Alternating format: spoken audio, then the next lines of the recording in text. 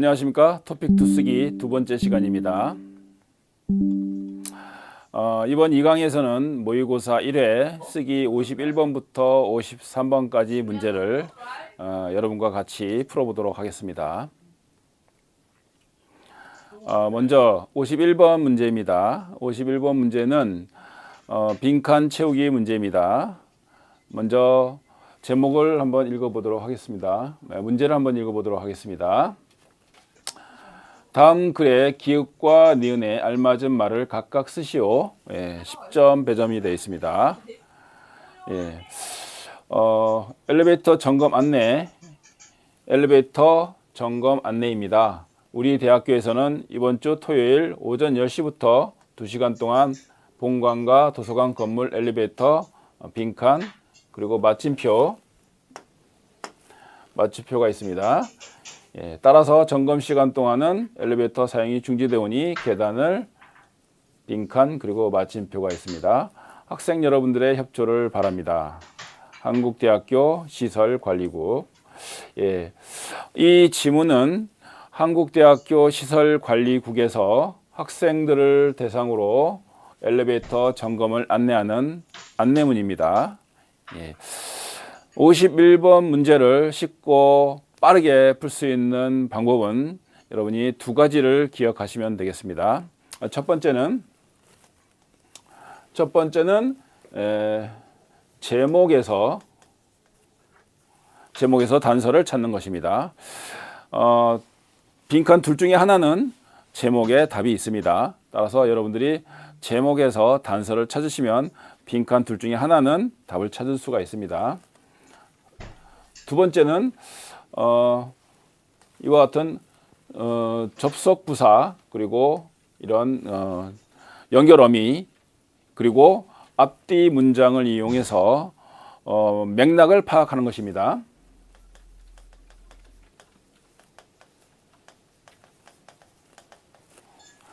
맥락을 파악하기 위해서는 접속 부사나 연결 어미 그리고 앞 문장을 잘 이용하시면은 맥락을 파악하기가 쉽습니다. 자, 이번 문제 같은 경우는 엘리베이터 점검 안내하는 안내문인데 첫 번째 빈칸을 보도록 하겠습니다. 첫 번째 빈칸에 빈칸 뒤에 마침표가 있어서 이 자리에는 서술어가 와야 된다는 것을 알 수 있습니다. 이 자리는 서술어 자리입니다. 그리고 두 번째 빈칸도 마찬가지로 마침표가 있죠. 이 자리도 서술어 자리입니다.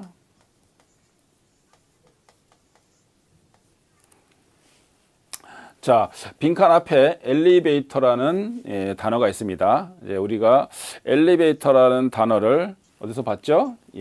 제목에 엘리베이터 점검이라고 하는 글이 나옵니다. 제목에서 엘리베이터 점검이라는 표현이 있기 때문에 우리는 빈칸에 엘리베이터 다음에 점검이라는 단어가 들어갈 가능성이 매우 높다는 것을 알 수 있습니다.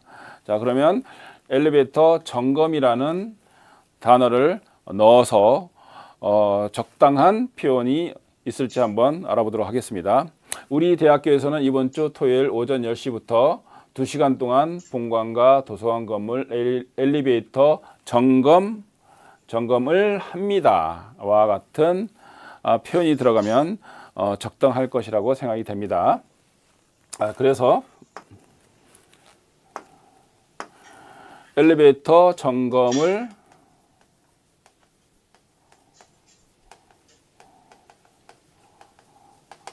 합니다. 와 같은 표현이 들어가면 알맞은 말이 될 것이라고 생각이 됩니다. 자, 그 다음 빈칸을 보도록 하겠습니다. 따라서 점검 시간 동안은 엘리베이터 사용이 중지되오니 여기서 되오니는 되니까 라는 의미죠. 앞문장이 원인이 돼서 뒷문장의 결과가 따라오는 거죠. 그래서 엘리베이터 점검을 하니까 엘리베이터 사용이 중지되니까 계단을 이용하십시오라는 표현이 들어가면 적당하겠죠. 그래서 이 안내문에는 엘리베이터 점검을 합니다. 엘리베이터 사용이 중지됩니다. 그러니까 계단을 이용하십시오와 같은 맥락으로 안내를 하는 글이라고 볼 수 있습니다. 그래서 우리는 제목으로부터 힌트를 찾고, 그리고 접속 부사와 그리고 연결어미, 그리고 앞문장으로부터 맥락을 파악해서 빈칸에 들어갈 알맞은 말을 찾을 수 있다고 생각하시면 되겠습니다. 자, 점검을 합니다. 이용하십시오라는 표현으로 빈칸을 채워도 정답이 됩니다. 그런데 여러분들이 좀 더 높은 점수를 받을 확률을 높이려면은 이 표현을 좀 더 풍부한 표현으로 조금 더 고급스러운 표현으로 바꿔볼 필요가 있습니다. 엘리베이터 점검을 합니다. 이 표현은 엘리베이터 점검을 실시합니다. 와 같은 표현으로 바꾸면 좀 더 내용이 풍부해질 것 같습니다. 예, 그리고 엘리베이터 점검을 합니다. 엘리베이터 점검을 실시합니다. 좀 더 풍부한 표현을 바꿔볼까요? 엘리베이터 점검을 실시합니다보다 좀 더 알맞은 표현, 좀 더 풍부한 표현이 뭐가 있을까요? 엘리베이터 점검을 실시할 예정입니다. 예, 이렇게 표현을 해주면 좀 더 고급스럽고 좀 더 적당한 표현이 될 것 같습니다. 네, 여러분들이 점검을 합니다라고 답을 써도 됩니다. 하지만 여러분들이 좀 더 높은 점수를 받고 싶으시면은 점검을 실시합니다. 점검을 실시할 예정입니다와 같이 좀 더 풍부하고 좀 더 알맞은 표현을 답지에 쓰시기 바랍니다. 자, 마찬가지로 계단을 이용하십시오. 이 표현도 틀린 표현은 아니지만 좀 더 좋은 표현을 한번 찾아보도록 하겠습니다. 자, 이용하십시오는 여러분들이 아시겠지만은 상대 높임법의 격식체 명령법입니다. 명령법이기 때문에 상대방에게 조금은 거북함을 줄 수도 있습니다.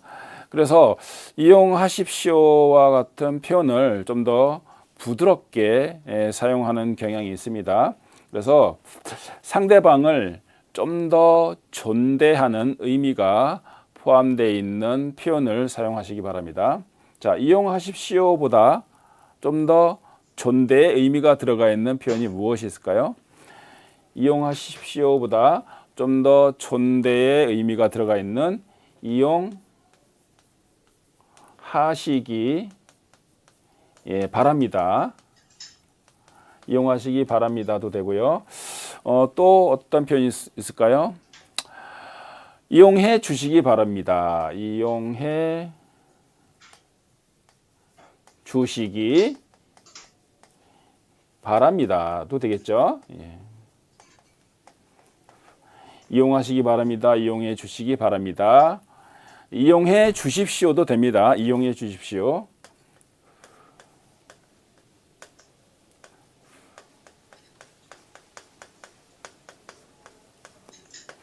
예, 이렇게 하면은 이용하십시오와 같은 명령법 격식체를 좀 더 부드럽고 좀 더 존대의 의미가 있는 표현으로 바꿔서 사용할 수 있습니다. 이렇게 여러분이 답지를 작성을 하시면 좀 더 높은 점수를 받을 수 있는 가능성이 올라갑니다.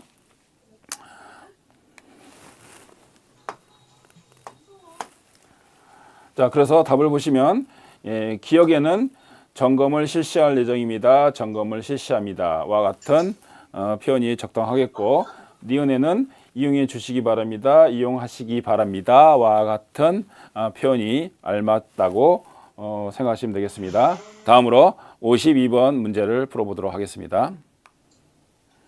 자, 52번 문제입니다. 네, 52번 문제는 51번 문제와 마찬가지로 빈칸 채우기 문제입니다. 52번이 51번과 다른 점은 51번은 지문으로 제시되는 글이 공고문 혹은 안내문 혹은 편지글과 같은 실형문입니다만 52번은 지문으로 제시되는 글이 설명문 혹은 논설문과 같은 글입니다. 따라서 52번 문제가 51번 문제보다 좀 더 어렵다고 느낄 겁니다. 예, 사실은 좀 더 어렵습니다. 하지만 여러분들이 52번 문제도 마찬가지로 쉽고 빠르게 푸는 방법을 아신다면 52번 문제도 그다지 어렵지 않게 풀어낼 수 있다고 생각합니다. 자, 52번 문제도 쉽고 빠르게 푸는 방법을 두 가지만 생각하시면 되겠습니다. 52번 문제를 쉽고 빠르게 푸는 첫 번째 방법은 먼저 핵심어를 찾는 것입니다. 핵심어를 찾아서 그 다음에 두 번째로 중심 생각을 파악하는 것입니다.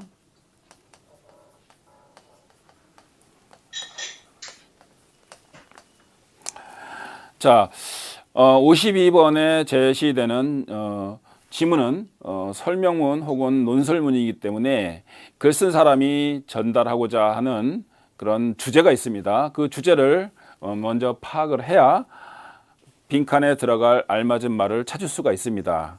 그런데 빈칸이 있기 때문에 전체 글을 읽어봐도 주제가 무엇인지 파악하기가 애매한 경우가 많습니다. 그래서 선생님이 여러분에게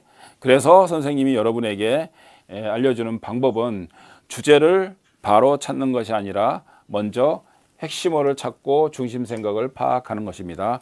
왜냐하면 주제는 금방 찾기가 어렵지만은 핵심어는 빨리 간단하게 찾을 수 있기 때문입니다. 자, 핵심어를 어떻게 하면 빨리 찾을 수 있을까요? 자, 핵심어는 빨리 찾는 방법이 마찬가지로 두 가지가 있습니다. 첫 번째는 핵심어는 첫째 문장에 있습니다. 가령 예를 들면은 이 지문 같은 경우는 날로 심각해지는 환경오염을 줄이기 위해서 친환경 자동차로 개발된 것이 전기차이다 라고 하는 이 문장 내에 핵심어가 있습니다. 두 번째는 핵심어는 주로 명사로 되어 있습니다. 그래서 여러분들이 첫 문장에서 명사 중에서 핵심어를 찾으시면 되겠습니다. 이렇게 첫 문장에서 명사를 찾으시면 금방 찾을 수 있겠죠? 자, 한번 찾아볼까요? 날로 심각해지는 환경오염을 줄이기 위해 환경오염, 친환경 자동차로 개발된 것이 전기차이다. 자, 이 중에 핵심어가 있습니다. 자, 여러분들이 보시면 금방 핵심어가 뭔지 알겠죠? 예, 여기서부터 여기까지는 주어죠. 예, 이 절이 수식하는 게 전기차입니다. 그래서 이 문장에서 핵심어는 전기차라는 것을 금방 알 수 있겠습니다. 자, 이렇게 핵심어를 찾는 것은 그다지 어렵지 않습니다. 예, 먼저 핵심어를 찾았으면은 핵심어를 통해서 중심 생각을 파악을 하시기 바랍니다. 자, 중심 생각을 파악하는 방법은 첫 번째 문장 내에서 중심 생각이 있을 수도 있지만 첫 번째 문장에서 중심 생각을 파악할 수 없다면 첫 번째 문장과 두 번째 문장을 함께 읽으면서 중심 생각을 파악하시면 되겠습니다. 자, 첫 번째 문장에 중심 생각이 들어가 있는데 좀 확실하지 않아요. 자, 이럴 경우에는 자, 두 번째 문장을 같이 한번 읽어보도록 하겠습니다. 개발된 것이 전기차이다. 휘발유나 등유가 아닌 전기를 이용하여 주행하기 때문에 매연이나 오염물질이 빈칸 환경을 보호할 수 있다는 것이 가장 큰 장점이다. 자, 두 번째 문장까지 읽어보니까 자, 중심 생각이 뭔지 알겠죠? 글쓴이가 이 글을 통해서 여러분들에게 글을 읽는 사람들에게, 독자들에게 전달하고자 하는 중심 생각은 전기차의 장점에 대한 것입니다. 그래서 첫 번째 문장, 두 번째 문장을 통해서 우리는 중심 생각이 전기차의 장점이다라는 것을 알 수 있습니다. 그래서 이 글은 전기차의 장점에 대한 이야기를 하고 있다라는 것을 먼저 파악해서 글을 읽으면서, 지문을 읽으면서 빈칸에 어떤 글이 들어가야 될지 여러분들이 쉽게 찾을 수 있겠습니다. 자, 그러면 지금부터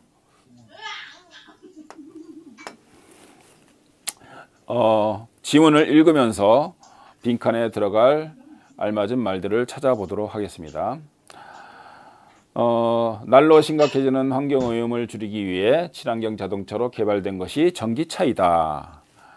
휘발유나 등유가 아닌 전기를 이용하여 주행하기 때문에 매연이나 오염물질이 가로가 있는데, 여러분들이 전기차의 장점에 대해서 지금 이야기하고 있다는 것을 알기 때문에 전기차는 전기를 이용하여 주행하기 때문에 매연이나 오염물질이 나오지 않아요. 나오지 않습니다. 그렇게 표현을 하면 되겠죠. 오염물질이 나오지 않는다 라는 말이 들어가야 된다는 것을 알 수 있겠습니다. 그런데 지금 이 자리는 마침표가 있는 서술어 자리가 아닙니다. 서술어 자리가 아니고 계속 이어지고 있죠. 오염물질이 나오지 않는다, 환경을 보호할 수 있다는 것이 가장 큰 장점이다. 그래서 요 앞문장과 뒷문장을 연결하는 연결어미가 들어가야 되는데, 오염물질이 나오지 않아요, 환경을 보호할 수 있어요. 앞문장은 원인이고 뒷문장은 결과입니다. 그래서 이 자리에는 오염물질이 나오지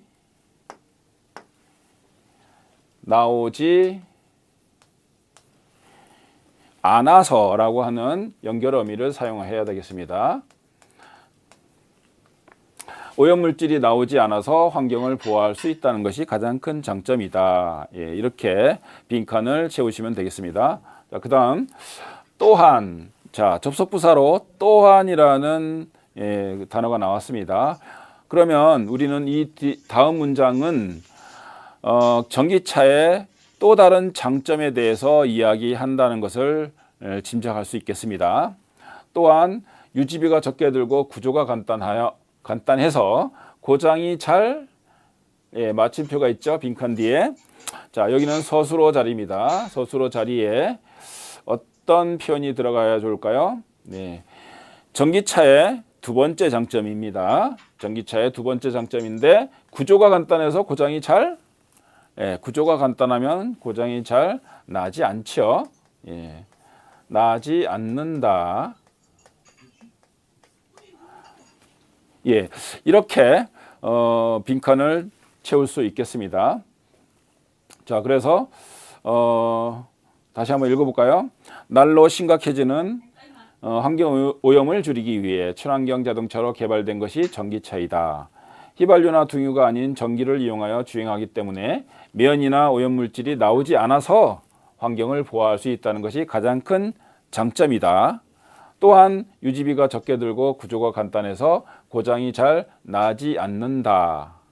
그러나 조회소에 비해서 전기를 충전할 수 있는 충전소의 수가 적기 때문에 이 부분에 대한 보완 대책이 마련되어야 할 것이다. 됐죠? 적당한 표현이 된 것 같습니다. 그런데 이 나지 않는다는 좀 단정적인 표현이죠. 좀 단정적인 표현이에요. 그래서 우리가 논설문을 쓸 때 자신의 의견을 이렇게 단정적으로 표현하기보다는 좀 부드러운 표현을 사용해서 쓰는 경향이 있습니다. 좀 더 부드러운 표현, 그리고 양보의 의미가 들어간 부드러운 표현으로 바꿔주는 것이 좋습니다. 자, 양보의 의미가 있는 부드러운 표현은 고장이 잘 나지 않는 편이다. 고장이 잘 나지 않는 편이다와 같은 식으로 양보의 의미가 들어간 부드러운 표현을 사용하는 것이 좋습니다. 물론 나지 않는다 상관없습니다. 네, 나지 않는다 상관없고, 그렇지만 좀 더 부드러운 표현으로 나지 않는다라는 표현을 쓰는 것이 좀 더 적당하고 좀 더 알맞다라고 생각이 됩니다. 자, 그럼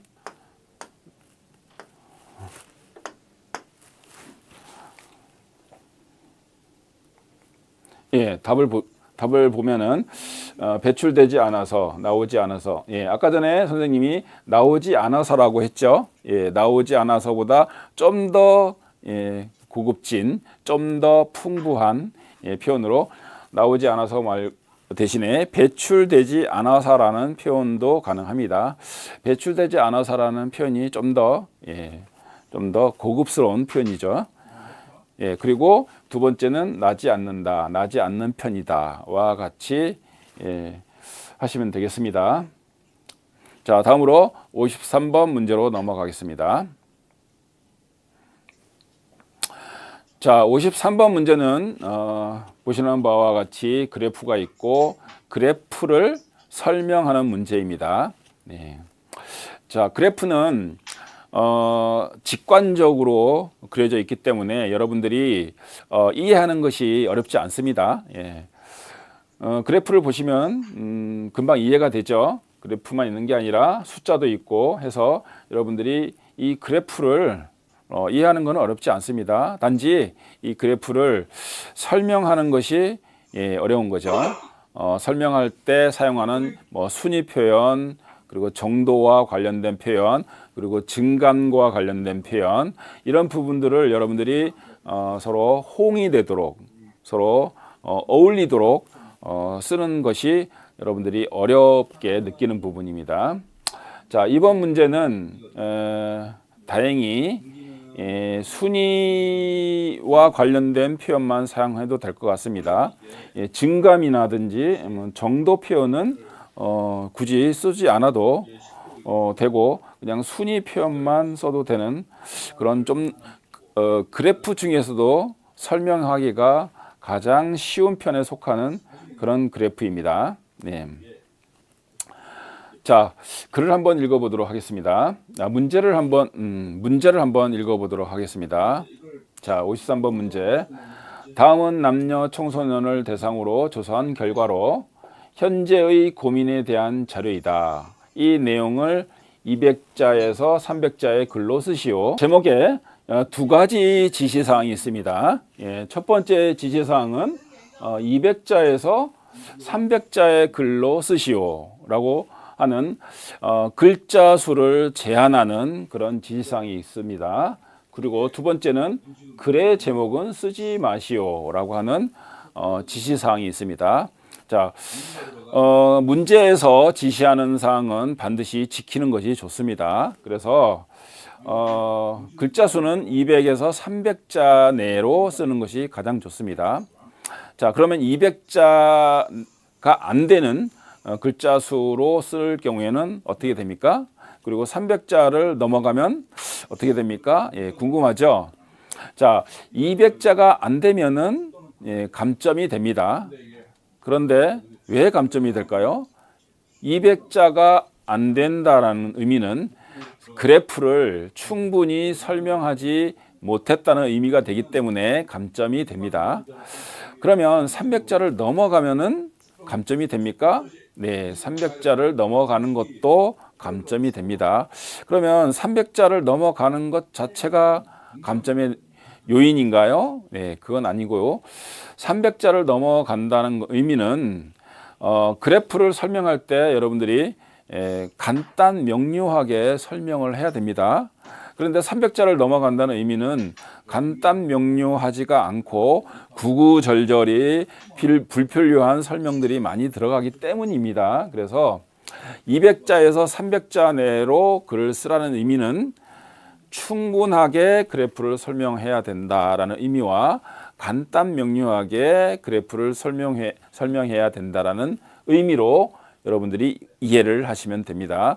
그래서 숫자에 얽매이지 말고 그래프를 설명할 때는 충분히 그리고 간단 명료하게 설명하면 된다라고 생각하시면 되겠습니다. 자, 그리고 두 번째, 글의 제목을 쓰지 마시오라는 의미를 여러분들이 좀 오해할 수 있는데, 여기서 말하는 글의 제목은 이 부분이죠. 이 부분이 제목입니다. 그런데 이 제목을 쓰지 말라는 의미가 여러분들이 이 제목을 답지에 쓰지 말라는 의미는 아닙니다.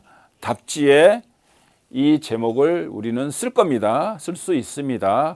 그러면 글의 제목을 쓰지 말라는 의미가 어떤 의미일까요? 네. 자, 글의 제목을 쓰지 말라는 의미는 우리가 일반적으로 원고지 작성법에 따르면 일반적인 원고지 작성법입니다. 자, 원고지가 이렇게 있으면 첫째 줄, 둘째 줄, 셋째 줄, 넷째 줄 해가지고 보통 200자 원고지에 10줄이 들어가고 20개가 들어가죠. 이렇게. 네. 이게 원고지입니다. 그래서 200자 원고지가 이렇게 돼 있는데, 자, 일반적으로 우리가 논술을 쓸 때는, 일반적인 논술을 원고지에 쓸 때는 첫 번째 줄은 비우고 두 번째 줄에 가운데에 제목을 쓰게 되어 있습니다. 그리고 세 번째 줄 마찬가지로 비우고 네 번째 줄에 첫 칸을 비우고 두 번째 칸부터 원고지를 작성하도록 되어 있습니다. 이것은 일반적인 원고지 작성법입니다.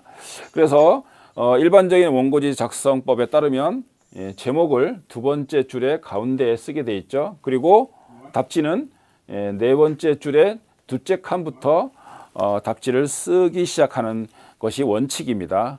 하지만 토픽2 쓰기에서는 이와 같은 원칙을 무시하고 토픽2 쓰기 시험에서는 이와 같은 원칙이 적용되지 않습니다. 토픽2 시험에서는 제목을 쓰지 않고 바로 첫 번째 줄, 두 번째 칸에서 첫 칸을 비우고 두 번째 칸부터 답지를 작성하시면 됩니다. 그래서 여기서 말하는 글의 제목을 쓰지 마시오라는 의미는 일반적인 원고지 작성법처럼 이 두 번째 줄에 가운데 제목을 쓰는 그런 일반적인 원고지 작성법과 다르다. 그 의미라고 생각하시면 됩니다. 그래서 우리는 여기 나와 있는 제목을 활용해서 제목을 답지에 쓸 겁니다. 써도 됩니다.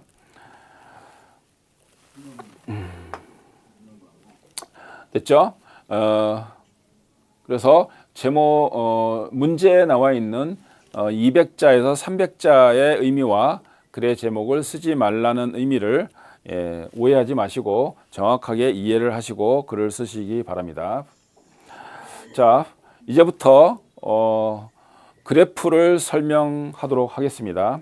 자, 그래프를 설명하기 위해서 먼저 선생님이 여러분에게 설명을 본격적으로 하기 전에 전체적인 글의 구성에 대해서 말씀을 드리도록 하겠습니다. 자, 이 그래프를 설명하는 글은 53번 문제는 200자를 약간 넘기면은 가장 좋습니다. 자, 그러면 200자를 넘기기 위해서는 몇 개의 문장으로 글을 구성하면 좋을까요? 그래프를 설명할 때는 한 문장당 대략적으로 40에서 50자로 구성이 됩니다. 그래서 200자를 약간 넘는 글을 구성하기 위해서는 본격적으로 그래프를 설명하도록 하겠습니다. 자, 그래프를 설명하기 전에 먼저 전체적인 글의 구조에 대해서 먼저 설명드리도록 하겠습니다. 먼저 구조를 짜고 나서 그 구조에 맞는 설명을 하는 것이 좋겠습니다. 자, 선생님이 여러분들에게 말씀드리고 싶은 글의 구조는 먼저 200자를 넘어가는 글을 구성하기 위해서는 다섯 문장 정도의 글을 쓰시면 되겠습니다. 설명문에서는 하나의 문장당 대략 40에서 50자의 글자가 구성이 됩니다. 그래서 다섯 문장이면은 한 200자를 약간 넘어가는 정도의 글자 수가 나오게 됩니다. 자, 그러면 다섯 문장을 어떻게 구성을 할 것인지 보면은 첫 번째 문장은 여기서부터 여기까지 지문에서 나와 있는 내용과 그리고 제목을 활용해서 첫 번째 문장을 구성할 것입니다. 첫 번째 문장은 지문과 제목을 활용합니다. 그리고 두 번째, 세 번째, 네 번째, 다섯 번째는 그래프의 내용입니다. 그래프 중에서 첫 번째 가장 순위가 높은 그래프죠. 이 그래프가 두 번째 문장이 되고 그 다음으로 2위에 올라 있는 이 그래프가 세 번째 문장이 되겠습니다. 그 다음에 3위에 올라 있는 이 그래프를 설명하는 문장이 네 번째 문장이 되겠습니다. 그리고 마지막 다섯 번째 문장은 이거를 하나씩 나눠서 설명을 할 수가 없기 때문에 전체를 모아서 한꺼번에 설명을 하는 나머지 그 그래프를 같이 한꺼번에 설명하는 문장이 다섯 번째 문장이 되겠습니다. 이렇게 지문과 제목을 설명하는 지문과 제목을 이용해서 문장을 만드는 게 첫 번째, 그리고 제일 비율이 높은 그래프를 설명하는 문장이 두 번째, 그리고 그 다음에 2위, 3위, 그리고 나머지 이와 같은 식으로 문장을 구성하면은 200자를 약간 넘는 글자 수가 나오는 그런 설명문이 나올 것으로 예상이 됩니다. 먼저 이렇게 구조를 만들어 놓고 설명을 하면은 여러분들이 글자 수도 적당하고 그리고 가장 알맞은 그런 글을 구성할 수 있을 거라고 생각이 됩니다. 자, 그러면 이렇게 먼저 구조를 만들어 놓고 본격적으로 선생님이 설명을 해보도록 하겠습니다. 글 쓸 수 있는 공간이 작기 때문에 선생님이 말로 설명을 하겠습니다. 첫 번째 문장은 지문과 제목을 이용한다고 했죠. 첫 번째 문장은 이렇게 시작하면 좋겠습니다. 13세에서 24세까지의 남녀 청소년을 대상으로 청소년이 고민하는 문제를 조사한 결과에 따르면, 이게 첫 번째 문장입니다. 다시 한번 13세에서 24세까지의 남녀 청소년을 대상으로 청소년이 고민하는 문제에 대해 문제에 대해 조사한 결과에 따르면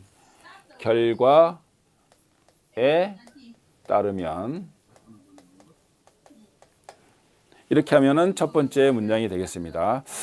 자, 선생님은 끊지 않고 그냥 결과에 따르면이라고 했지만 여러분이 이렇게 하셔도 됩니다. 13세에서 24세까지 남녀 청소년을 대상으로 청소년이 고민하는 문제를 조사하였다라고 끊으셔도 됩니다.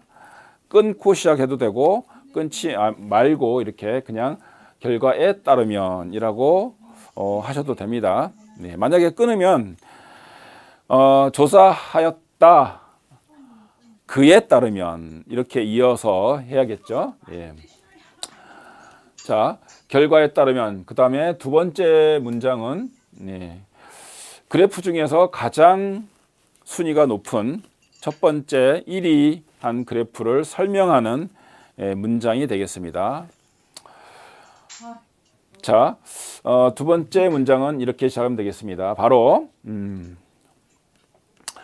남녀 모두 공부라고 대답한 비율이 36.9%와 33.8%로 가장 높았다. 예, 이렇게 하시면 되겠습니다. 네, 다시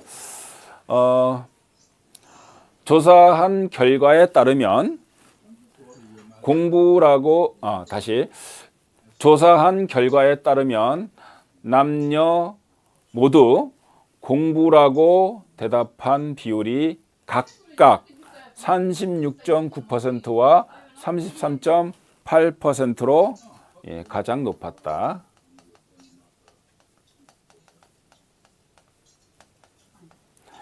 가장 높았다라고 해도 되고 1위에 올랐다. 1위를 차지하였다.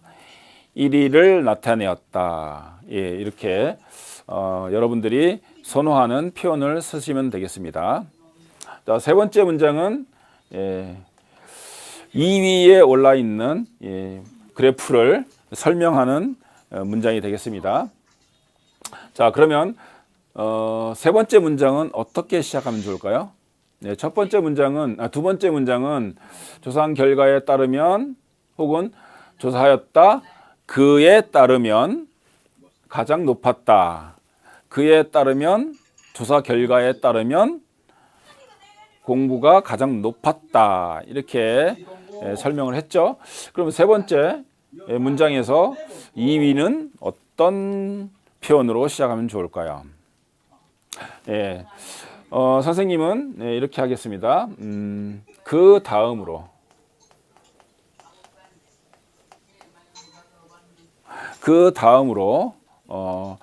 혹은 그 뒤를 이어서라는 표현도 가능합니다. 그 뒤를 이어서는 제가 다음 문장에서 사용하도록 하겠습니다. 그 뒤를 이어서 그에 따르면 그 다음으로 그 뒤를 이어서 이와 같은 표현으로 시작을 하면 좋겠습니다. 자, 그 다음으로 직업이라고 대답한 비율이 각각 25.2%, 26%로 2위에 올랐다. 2위를 차지하였다. 2위로 나타났다. 이렇게 하시면 되겠습니다. 자, 그 다음에 네 번째 문장은 3위를 차지한 외모죠. 그런데 외모는 다른 그래프와 다르게 좀 약간 특징이 있죠. 특징이 뭡니까? 남자와 여자가 좀 차이가 있죠. 차이를 보이고 있습니다. 그래서 이 부분을 강조를 하는 것과 강조를 하지 않는 것은 약간의 점수 차이가 있습니다.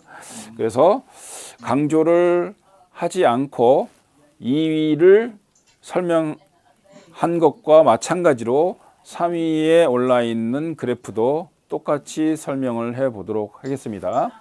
그 뒤를 이어서 외모라고 대답한 비율이 각각 8%, 14.9%로 3위를 차지하였다. 3위에 올랐다. 3위로 나타났다.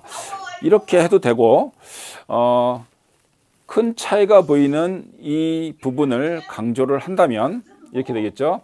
그 뒤를 이어서 외모라고 대답한 비율이 남자의 경우에는 8%로 나타났으나 여자의 경우에는 14.9%로 큰 차이를 보였다라고 하는 것이 좀 더 높은 점수를 받을 확률이 있는 표현이라고 할 수 있겠습니다.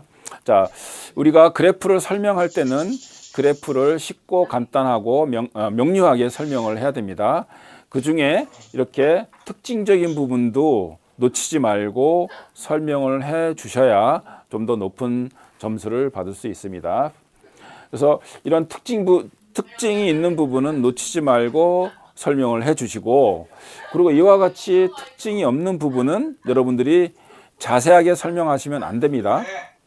자세하게 설명을 하시면 오히려 간단 명료하게 그리고 쉽게 설명해야 된다는 원칙을 어기는 것이기 때문에 오히려 감점이 될 수 있습니다. 이와 같이 별 특징이 없고 차이가 없는 그래프의 경우에는 한꺼번에 설명을 하시면 좋겠습니다. 자, 5번 다섯 번째 문장은 어떻게 시작하면 좋을까요? 나머지죠. 나머지. 남아있는 나머지 그래프를 설명하는 겁니다. 남아있는 나머지 그래프를 설명할 때는 이 외에도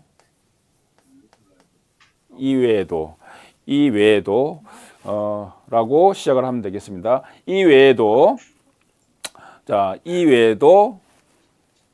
남자의 경우에는 순서가 좀 다르죠. 여자는 가계 경제 어려움이 4위고 그 다음에 정신적 건강이 5위고 용돈 부족이 6인데 남자의 경우에는 신체적 정신적 건강이 4위고 그 다음에 가계 경제 어려움이 5위 그리고 용돈 부족이 6위입니다. 그래서 순서도 달라요. 그래서 이럴 경우에는 이 외에도 남자의 경우에는 신체적 정신적 건강, 가계 경제 어려움, 용돈 부족 순으로 용돈 부족 순으로 나타났고, 여자의 경우에는 가계 경제 어려움, 정신적 건강 그리고 용돈 부족 순으로 응답하였다라고 설명하시면 좋겠습니다. 자, 이렇게 먼저 전체적인 구조를 잡고 그 구조에 들어갈 문장들을 이와 같이 어떤 표현을 사용해서 설명을 하시면 좋겠습니다. 그래프를 설명할 때는 그래프를 간단 명료하게 설명하시고, 이렇게 특징적인 부분은 놓치지 마시고, 그리고 특징이 없는 부분은 이렇게 자세하게 설명하지 않는 것이 오히려 더 좋다는 점을 잊지 마시기 바랍니다. 자, 그럼 정답지를 통해서 정답을 한번 살펴보도록 하겠습니다. 좀 전에 선생님이 그 말로 표현한 부분을 정답으로 정답지에 이렇게 쓰시면 되겠습니다. 13세에서 24세까지의 남녀 청소년을 대상으로 현재의 고민에 대해 조사한 결과에 따르면 남녀 모두 공부라고 대답한 비율이 각각 36.9%와 33.8%로 가장 높게 나타났다. 그 다음으로 직업이라고 대답한 비율이 25.2%와 26%로 2위에 올랐다. 그 뒤를 이어 남녀 모두 외모라고 대답한 비율이 3위에 올랐으나 남자의 경우에는 8%로 나타난 반면에 여자는 14.9%로 큰 차이를 보였다. 아까 전에 우리가 3위에 올라 있는 외모에 대해서 남자보다 여자의 응답률이 훨씬 높았죠. 그 부분에 대해서 이렇게 설명을 한 겁니다. 이 외에도 남자는 건강 경제 순으로 고민을 하였고 여자는 경제 건강 순으로 고민을 하는 것으로 나타났다. 이 부분은 4위, 5위, 6위를 한꺼번에 모아서 설명을 한 겁니다. 그래서 설명을 할 때는 특징적인 부분은 놓치지 말고 분명히 언급을 해주시고, 그리고 특징이 없는 부분은 이렇게 같이 쉽게 단순하게 설명하시는 것이 좋습니다. 자, 지금까지 토픽2 쓰기 51번부터 53번까지 같이 공부해 봤습니다. 지금까지 수고하셨습니다. 감사합니다.